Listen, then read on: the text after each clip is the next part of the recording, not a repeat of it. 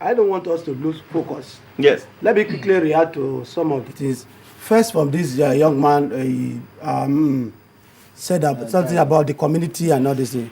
You know, whatever he has said that there is no society that is crime-free. And again, no matter what is happening, rule of law is the basis of society. You cannot take law into your own hands. No community should take law into their own hands because they have problem with a section of that community. What is happening in Nigeria? Yes, that's why we are saying it is wrong, and we must continue to condemn it. And as government is trying to put infrastructure in place and ensure that law and order is properly maintained, we also must respond to whatever government is saying.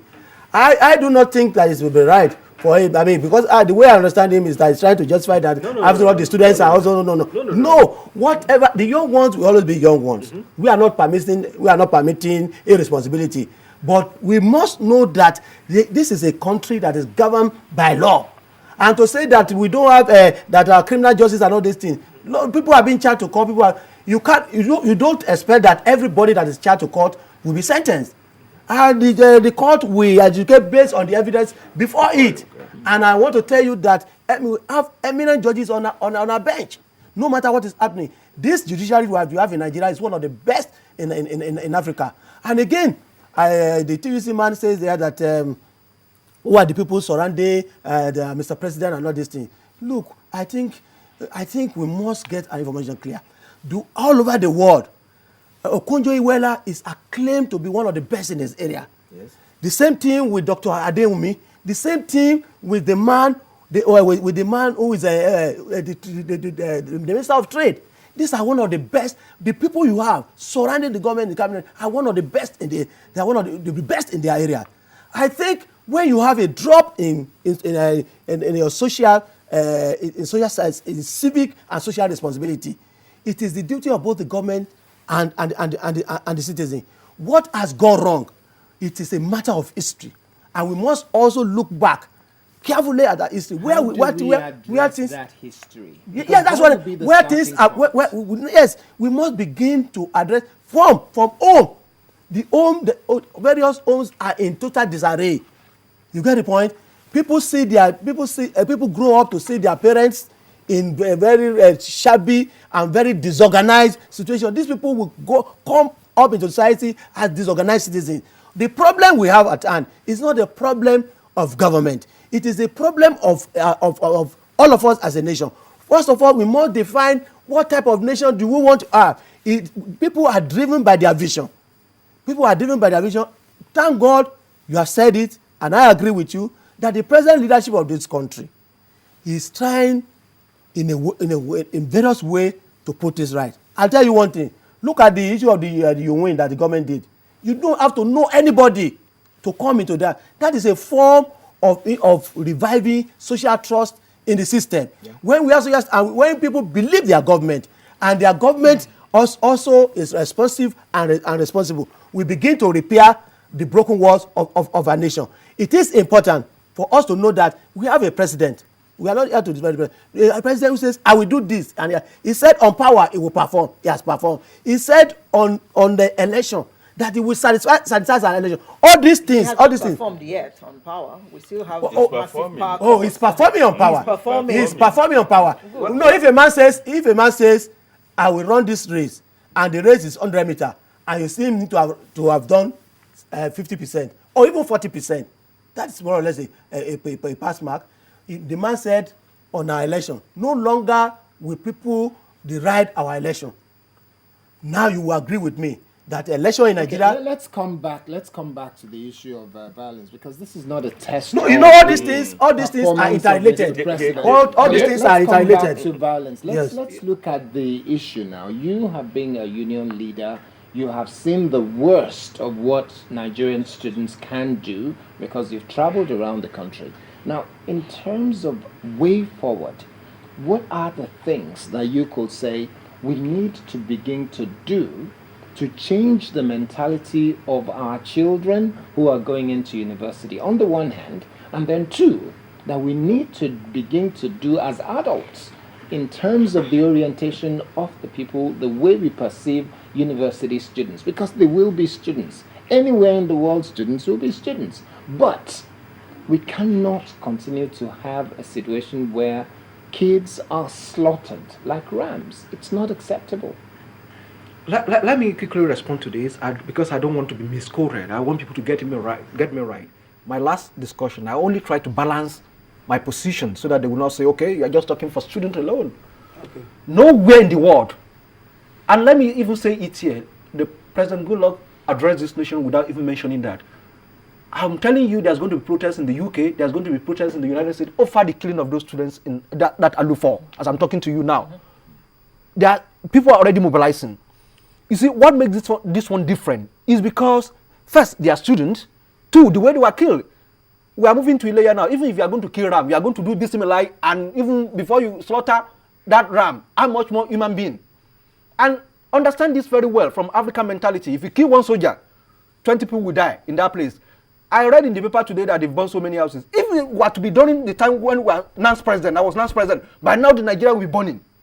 The whole nation will be burning. But let me also say, this is not the first time Nigerian students will be sacrificing their blood. Don't forget, even our independence, some people sacrifice their blood. And this one is going to be a wake-up call. And it will never happen again. It has been happening before. They will arrest people and put tires on their neck here. Nobody has been saying anything. But at this point in time, look at BBC. BBC even spent about 1 hour discussing this. And I even listened there that even when this thing was going on, we have a police there looking at them. And also, I expected somebody to have resigned at this point in time. You know quite all right. You should be sensitive that there are going to be reprisal attack. And as at the time students mobilized and started burning houses there, no even police there to even stop them. What are you talking about? Sorry, Gary, let's go to the issue of solution. So the solution at this point in time. First, the solution at this point in time, for us to be talking about this, students must get justice. These people, we don't want to hear whether it's a mob action or it's not a mob action. Some people should be punished because that's the only thing to clear the thing from demand of all Nigerian students. And we hear that there were some videos of the thing, people's faces can you can't identify. Everybody is everywhere, so they should be checked to court, and we don't even want them saying that this thing is going to be delayed for the next. We want instant justice, because when they want to do what they want to do, they know how to do it. We don't want a situation where some people will be calling and everything. We want instant. That's the only thing that's not going to make this into envelop into serious issue. Two, at this point in time, you see, something is lacking for so long time. Everywhere in the world, government always make sure that the host community, they make sure that they organize program for them to understand the student subculture. Students are students all over the world. Some of these people who are killing these people, they have children in some university. And the most painful part of it is that when I watch the video, some of the people who are even standing, some of them are even students. If you can analyze the video very well, some of them look like students. We even understand from the story we have been hearing, young ones also. So how are you going to expect? How are you going to feel if you have your child 19 years, even if you're a secret court, even if he has stolen anything, to be slaughtered that way? It's uncalled for, it's ridiculous. Part of the way forward, first, Nigeria, the President Goodluck Jonathan, who happens to be former teacher, former lecturer, should understand better, who understand student mentality, the student subculture. 42 students killed in Mubi. The following week, another 4 students slaughtered. Like, even Anini who did everything, did not even kill him that way.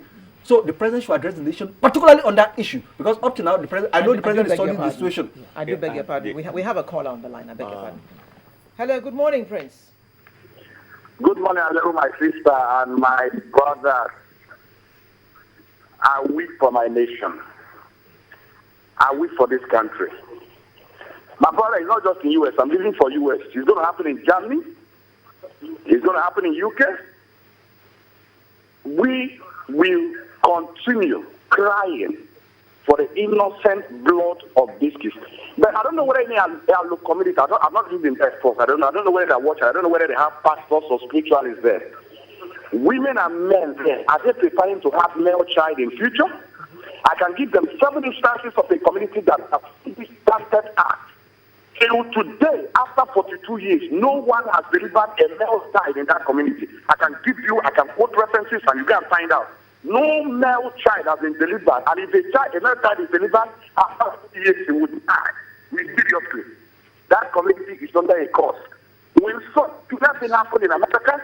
Obama left whatever he was doing, declared national mourning. Why must people be killed in this Nigeria like fowls and chicken and taken away as if nothing happened. We are talking about flood. God is using these things to punish this nation. I drove through the South yesterday. I saw what flood was being there. It's not just the South. It will go around. God is using this flood and other natural disasters in punishing this nation. Now, go and watch so many communities where this flood is occurring. Now, you see House of Lagos General this, House of former Minister this, House of Chief Priests have been swallowed. Until they get to Abuja, we are talking about Boko Haram and the rest of them. The anger of the Lord, Alero, is on this nation. This is time to call for solemn assembly. I could not watch that film, those boys, for 1 second. I collapsed. This is the height of wickedness. And somebody is painting it as one of those things that we do. You know, if everything in Nigeria has a name, this one night will be a menace. Look at cultism, flood, ecological disaster. We all have code names, and it will go under the same carpet. The next day you see party in Abuja. You see this one, the Senate has condemned it. Because of your contamination. Somebody's family has the madam, calm down. The president has just condemned it. What has the condemnation got to do with the lives of the common men? Continually smeared on the flames of withering injustice.